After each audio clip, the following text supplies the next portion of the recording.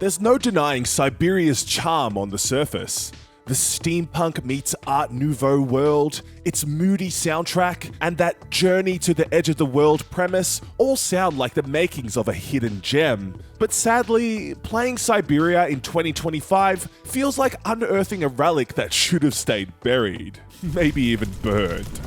To give it some credit, the spiffy remastered visuals, more dynamic camera work, and new analog stick controls help it feel less stiff and awkward to play.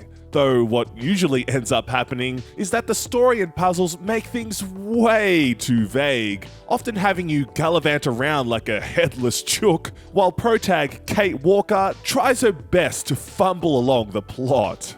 I swear, this lady is even more lost than we are, not even knowing why she's riding trains or running around much to begin with. We know she's attempting to hunt down the heir of a big toy company and get his signature for a sale, but she probably should have just gone home like her partner suggests, as the stakes here are practically non-existent.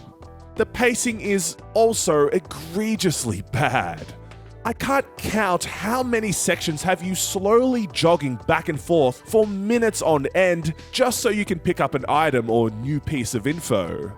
Did anyone actually QA test this? Far out.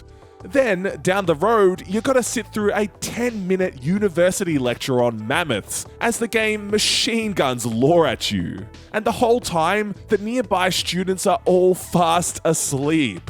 I can't make this stuff up. Honestly, having reviewed a bunch of games over the last few years, this has got to be some of, nay, the most blatantly padded out fluff I've seen in a long time.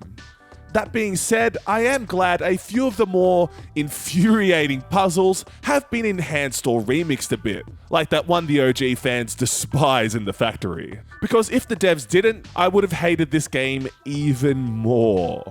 The puzzles themselves are fine, nothing too memorable or too dull, though you'd better make sure you've searched every area in full, otherwise it's going to be even more painful than it already is. Speaking of, the voice acting in this game can be stilted, to say the least. I know the original came out in 2002, but man, the main character legitimately sounds like those annoying AI voiceovers on TikTok. Whoa there. Everything was agreed. We'd obtained Anna Vorarlberg's consent, and her death does absolutely nothing to invalidate that. Now I have to be back in New York the day after tomorrow, Metro Alphoter. My client and I are impatient to seal this deal. What the hell is even that?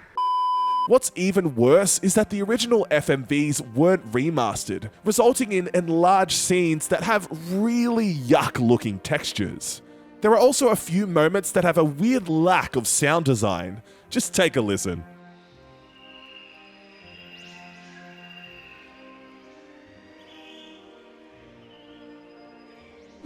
Syberia has a soul, a moody, melancholic one, but it's buried under layers of frustrating gameplay, awkward pacing, and outdated design that even its new quality of life features can't save.